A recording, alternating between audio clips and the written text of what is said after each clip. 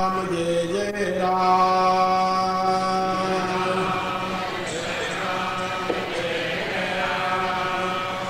श्री राम जय जय राम।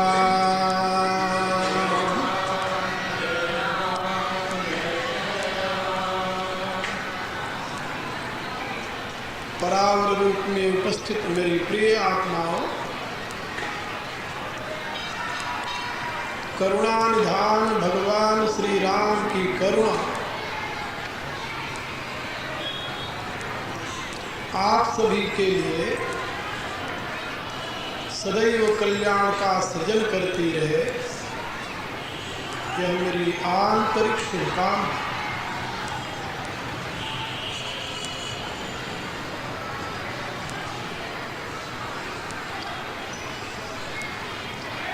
कितना सुंदर दृश्य है। समुद्र के तट पर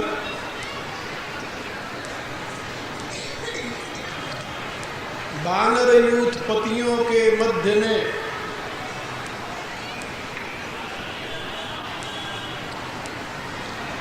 ब्रह्मा के अंशावतार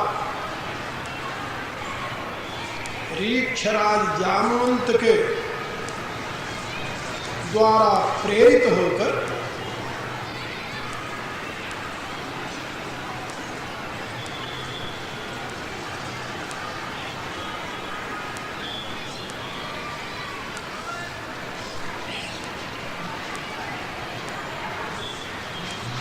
भगवान मारुति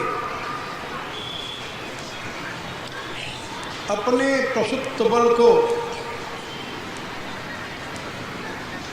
स्मरण करते हुए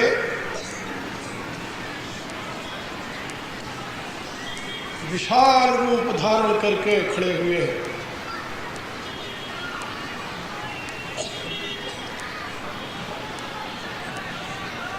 उनके उस अद्भुत विशाल स्वरूप को देख करके वानर यूथपति सभी आश्चर्यचकित हो निहार रहे, उनकी स्तुति कर रहे हैं और देवगण आकाश से पुष्प वृष्टि कर रहे हैं। वाल्मीकि रामायण में इस प्रसंग को बहुत ही सुंदर और विस्तार के साथ महर्षि ने लिखा। गोस्वामी जी ने संक्षेप में उसे यहाँ कहा। यथार्थ हनुमत चरित्र को पढ़ने के लिए तो वाल्मीकि रामायण,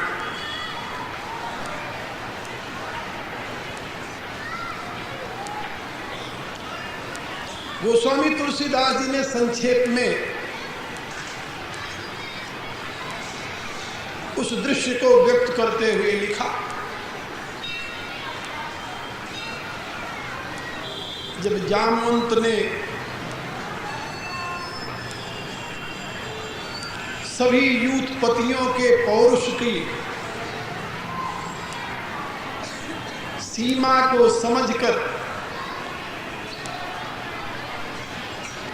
अंत में हनुमान जी का स्मरण किया और उन्हें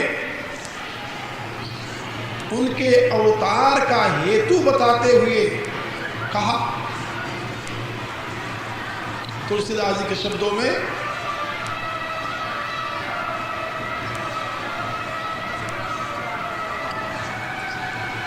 रीक्षपति सुनु हनुमाना, का चुप साधी रहा बलवाना, पवन तने बल पवन समाना, बुद्धि विवेक विज्ञान निधाना, कौन सुकाज कठिन जग माही, जो नहीं होई तात तुम पाही।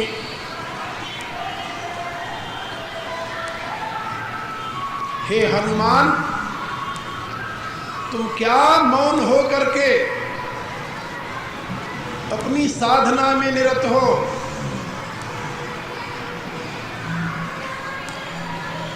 तुम पवन के पुत्र हो, इसलिए जितनी शक्ति पवन देव में है उतनी शक्ति तुम्हारे में है। और ये तो आप लोग जानते हो कि दुनिया में जहां भी कोई शक्ति है वो शक्ति वायु की है। अन्य किसी पदार्थ में शक्ति नहीं है। शक्ति का मूल स्रोत वायु है। आप यदि कोई बहुत भार वाली वस्तु उठाना चाहें तो जब तक अपने वायु को अंदर रोक करके कंट्रोल नहीं करते तब तक उसको उठा नहीं सकते आप। सवेरे तो मैंने भी बताया था कि आप बोलना चाहें तो वायु के बिना समर्पित बोल नहीं सकते। जब आप बोलते हैं तो अपने प्राणों को, अपने श्वासों को ही शब्द के रूप में व्यक्त करते हैं। किसी भी क्रिया में जब आप प्रवृत्त होते हैं तो वह क्रिया आपके प्राण द्वारा ही संपन्न होती है। और प्राण का मूल स्रोत क्या है? वायु। इसीलिए वेद में वायो त्वमेव प्रत्यक्षम ब्रह्मासि ऐसा कहा गया। हे वायो, तुम ही प्रत्यक्ष ब्रह्म हो। और ऋषि ये कहता है इसलिए मैं तुम्हें ब्रह्म वदिष्यामि, सत्यम वदिष्यामि, मैं सत्य बोलता हूं कि तुम ब्रह्म हो।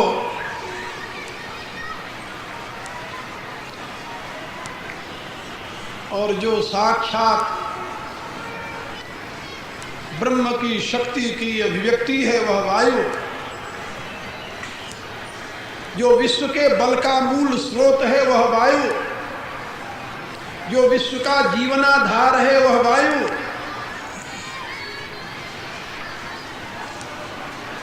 जितना महान शक्तिशाली है उतना ही शक्ति तुम्हारे में है।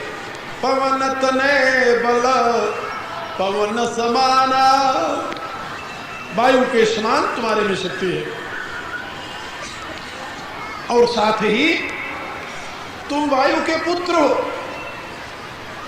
वेद में बताया गया वायु के पुत्र का नाम क्या है? अग्नि। वायु का पुत्र अग्नि है। वायोरग्नि रग्नेरापः। वेद की सृष्टि प्रक्रिया में वायु का पुत्र अग्नि बताया गया है। और आज भी वैज्ञानिकों की ये घोषणा है कि जहां वायु नहीं होगी वहां अग्नि प्रज्वलित नहीं की जा सकती। जहां ऑक्सीजन नहीं है वहां कभी भी प्रकाश नहीं हो सकता, कभी भी अग्नि प्रज्वलित नहीं की जा सकती। इसलिए अग्नि जो है वो वायु का पुत्र है। और अग्नि में दो चीजें प्रधान रूप से हुआ करती हैं। आप लोग जानते हो क्या क्या? दाह और प्रकाश।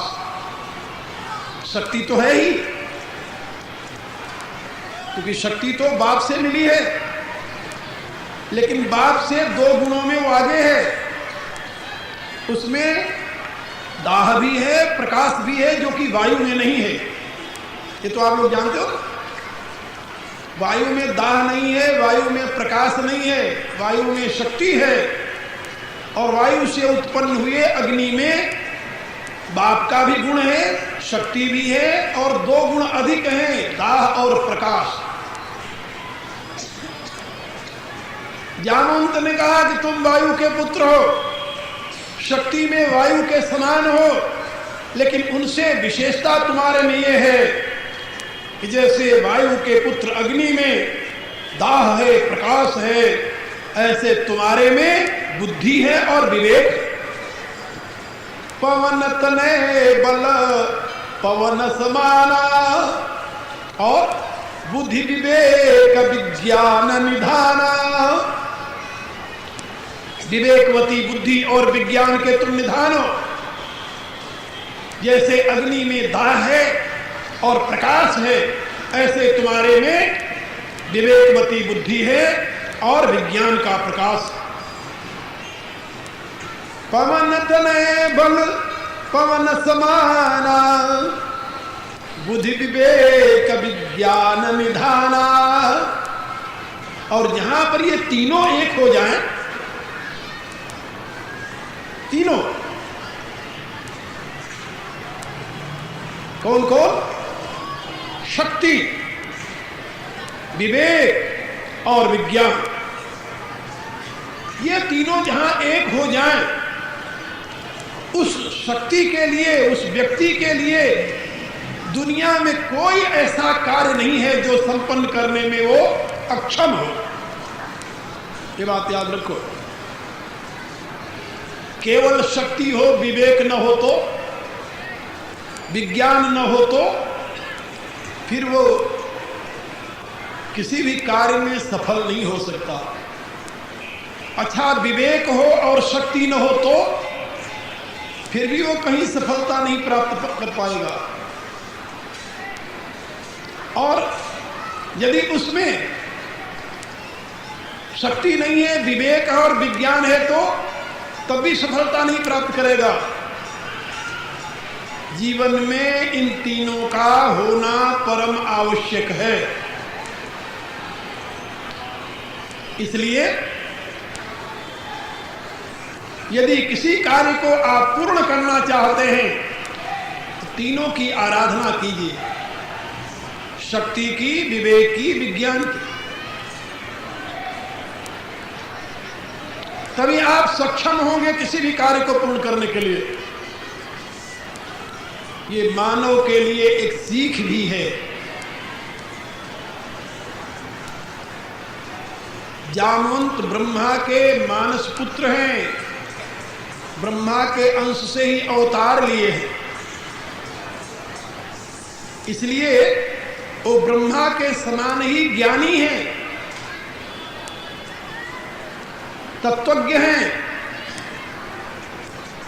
सूक्ष्मतम रहस्य के ज्ञाता हैं।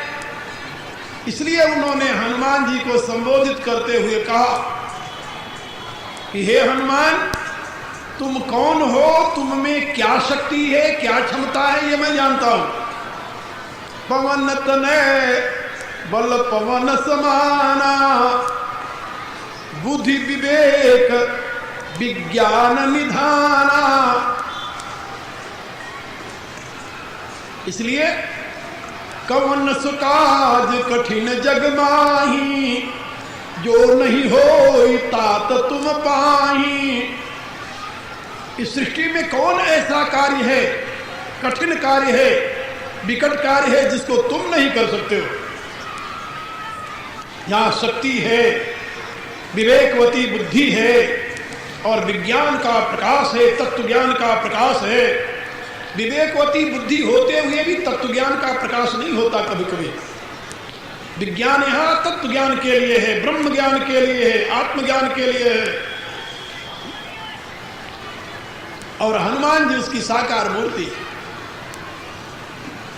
तो जामवंत कहते हैं कि कौन सुकाज कठिन जग माही, जो नहीं होई तात तुम पाही। ऐसा कौन सा कठिन कार्य है जिसको तुम संपन्न नहीं कर सकते। और जिस कार्य के लिए हम लोग यहां खड़े हुए समुद्र के किनारे, वो तो राम का कार्य है। और तुम याद तो करो कि राम काज लगी तब अवतारा। तुम कोई सामान्य जीव नहीं हो, तुम कर्मानुसार जन्मे नहीं हो, तुम्हारा अवतार हुआ है। ये अवतार क्या भला है? अधिकांश लोगों को भ्रांति होती है, वो वैदिक विज्ञान के सिद्धांत को नहीं समझ पाते, तो ये बात उनके समझ में बैठती नहीं कि अवतार क्या है। लेकिन मेरी ऐसी राय है कि भारतीय दर्शन की जो श्रेष्ठतम उपलब्धि है वो अवतारवाद है। ये अद्भुत उपलब्धि है, दुनिया के किसी भी दर्शन में इसका दर्शन नहीं होता, क्योंकि दुनिया के फिलोसोफर उस अवस्था तक नहीं पहुंचे जिस अवस्था में पहुंचकर इस अवतारवाद के सिद्धांत का उनको बोध प्राप्त होता है। क्यों नहीं पहुंचे? इसलिए कि वो फिलोसोफर हैं, वो दार्शनिक नहीं। फिलोसोफर और दार्शनिक में अंतर है। फिलोसोफर माने होता है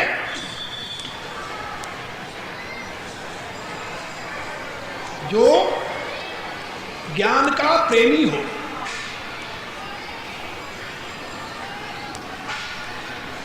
फिलोसोफिस्ट, पहले यूनान में सोफिस्ट होते थे और उन सोफिस्टों की बड़ी महिमा थी। वहां वो अपने आप को ज्ञानी कहते थे, ज्ञान मार्गी, जैसे अपने आप ज्ञान मार्गी है। बाद में जब सोक्रेटिस ने एक भारतीय दार्शनिक योगी के साथ संपर्क हुआ, उसका बॉर्डर पर वो सिपाही था और उन दिनों भारत का बॉर्डर यूनान के बॉर्डर के साथ लगता था।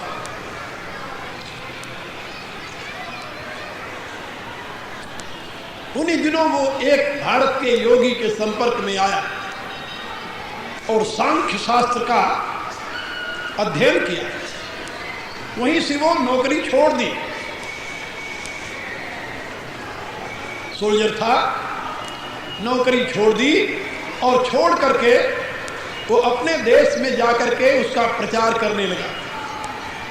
और जो लोग सोफिस्ट थे उनसे कहा कि मैं सोफिस्ट नहीं, मैं तो फिलोसोफिस्ट हूं, मैं ज्ञानी नहीं, मैं तो ज्ञान का प्रेमी।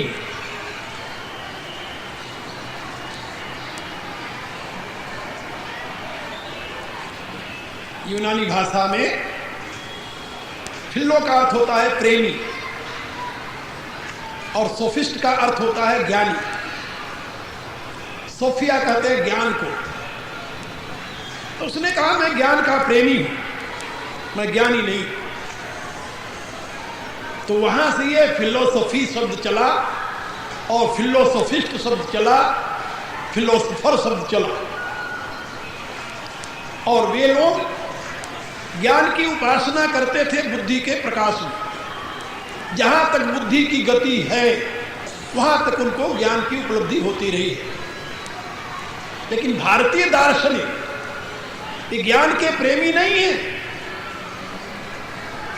ये सत्य के प्रेमी है, सत्य के अनुसंधान करता है। इनके ज्ञान का अवतरण उस अवस्था में होता है जहां बुद्धि अपनी चेष्टा समाप्त कर दे। पश्चिम के फिलॉसफी का मूल रूप, मूल आधार बुद्धि है और भारतीय दर्शन का मूल स्रोत बुद्धि की प्रशांता अवस्था है, सक्रिय अवस्था नहीं। इसलिए उपनिषद में कहा गया यदा पंचावतिष्ठन्ते ज्ञानानि मनसा सह बुद्धिश्च न विचेष्टति तमाहु परमांगति। जहां ज्ञान की साधिका पांचों ज्ञान इंद्रियां अपने स्वामी मन के साथ स्थिर हो जाती है, बाह्य ज्ञान से शून्य हो जाती हैं, स्थिर हो गई, उनमें गति नहीं रही। यदा पंचावतिष्ठन्ते ज्ञानानि मनसा सह, मन के सहित पांचों ज्ञान इंद्रियां जिस समाधि की अवस्था में प्रशांत हो जाती हैं और बुद्धि सक्रिय रहती है, वो तो ही संप्रज्ञा समाधि की अवस्था, लेकिन वो पूर्णावस्था नहीं है।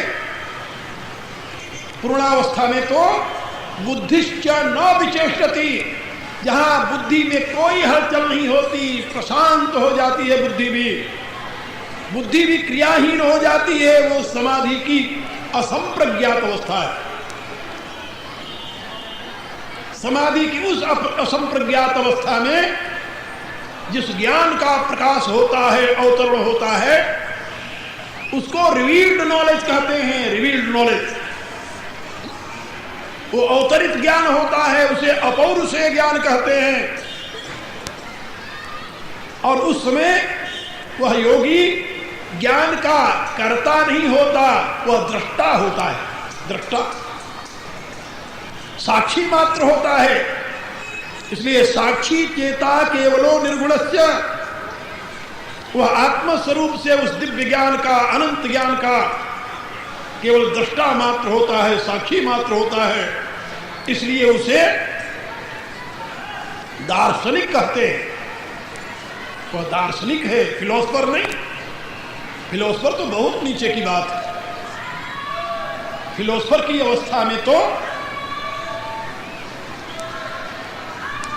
वहां पर अभी सविचार समाधि ही होती है, इससे ऊपर नहीं होता। वहां तो सविचार के पश्चात निर्विचार, निर्विचार वैशारद्य, अध्यात्म प्रसाद, ऋतंबरा त्रिपज्ञा, वो भी उससे ऊपर की बात है। और तस्यापि निरोध सर्वनिरोध निर्वीज समाधि की अवस्था में जिस अनंत ज्ञान का आविर्भाव होता है, उस अनंत ज्ञान का दृष्टा जो है, उसको हमारे यहाँ दार्शनिक कहते हैं। दार्शनिक। उस दार्शनिक ने इस अवतारवाद को देखा, प्रत्यक्ष किया कि दिव्य शक्तियां जो हैं वे कर्मानुसार जन्म नहीं लेती। कर्मानुसार जन्म तो जीव का होता है। जीव का, जीव के जन्म में उसके कर्म ही कारण होते हैं।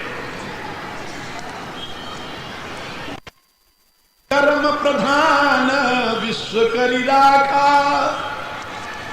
जो जस करई सो तस फल चाखा। ये जीव के लिए है।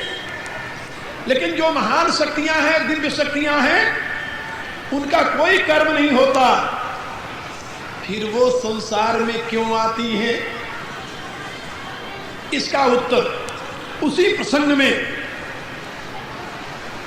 जामवंत ने दिया।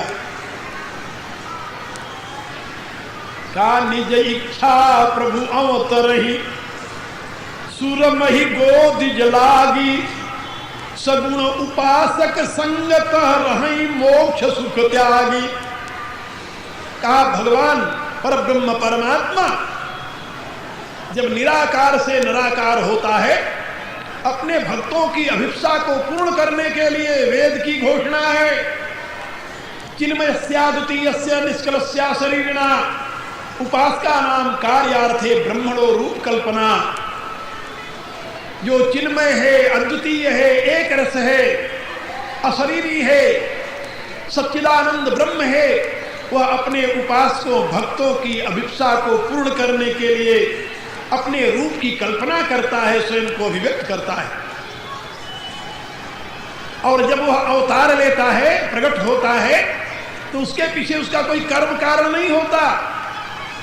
और उसी अवस्था में जो सगुण उपासक भक्त हैं, जो मुक्त हैं, जिनके पास कर्म का कोई बंधन नहीं है, कोई बीज नहीं है, वे सगुण उपासक संगत रहि मोक्ष सुख त्याग। वो मोक्ष के सुख का त्याग करके उस परमात्मा की लीला में सहयोगी बनने के लिए अवतार लेते हैं। जो कर्म बंधन से जन्म लेता है उसको जन्म कहते हैं, और जो लीला मात्र शरीर धारण करता है उसको अवतार कहते हैं। तो हनुमान जी अवतार है। किसके अवतार है? रुद्रा अवतार। जान राम सेवा सरस समुझ हृदय अनुमान, रुद्र देह बस तज नेह बस बानर भे हनुमान। तो हनुमान साक्षात रुद्र के, शिव के अवतार है। और यही जामवंत ने संबोधित करते हुए कहा, राम काज लगी तब अवतारा।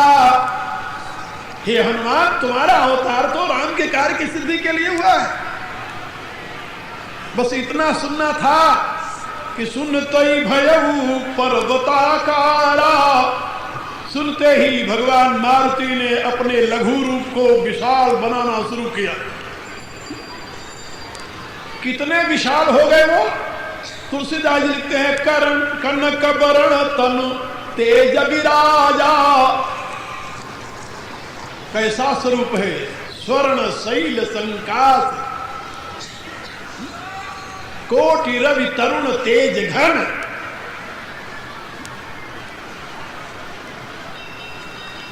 कैसा स्वरूप है भगवान मारुति का?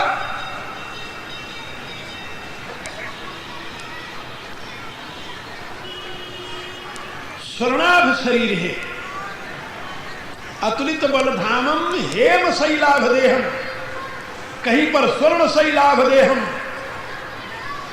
सोने के पहाड़ की आभा के समान जिनके शरीर।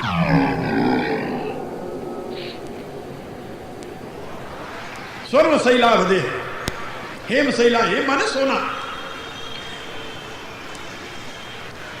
तो कनक वरण, कनक माने सोना।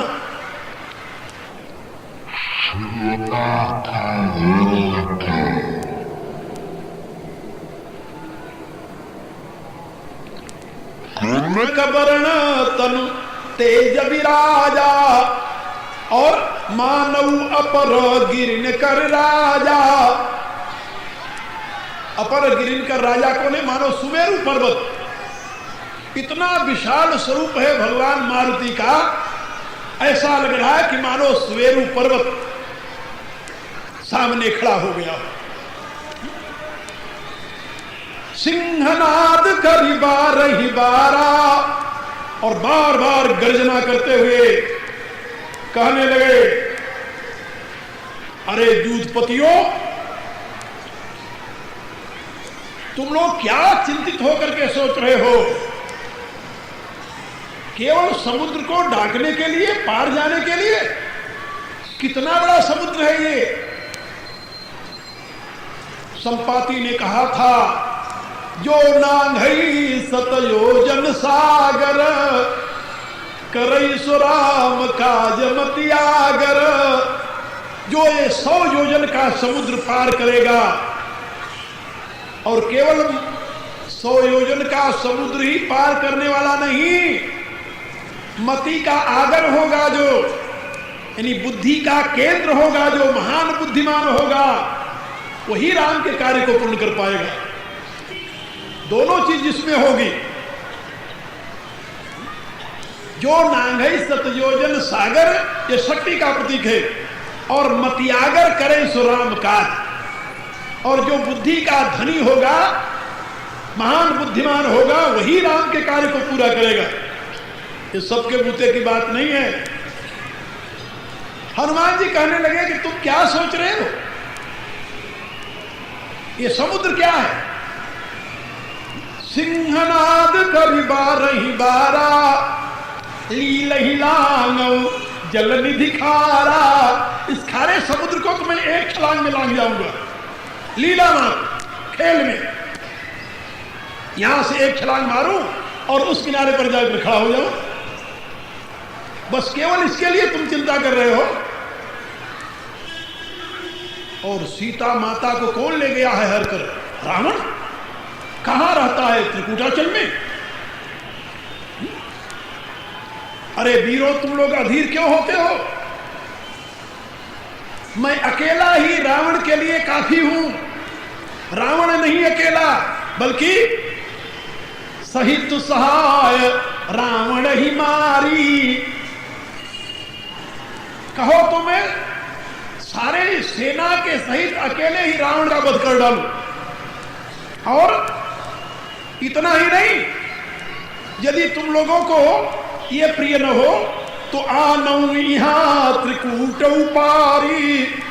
तो जिस त्रिकूटाचल पर लंका बसी हुई है, रावण रहता है, रावण की सेना रहती है, उस त्रिकूटाचल पर्वत को ही मैं उठा करके ले आ रहा हूं, यहां रख देता हूं। जामवंत में पूछूं तो ही उचित सिखावन दीजय मोही। महाबलशाली हनुमान क्या नहीं कर सकते? सब कुछ करने में समर्थ हैं। त्रिकूटाचल पर्वत उनके लिए कुछ नहीं है, कुछ नहीं। वाह!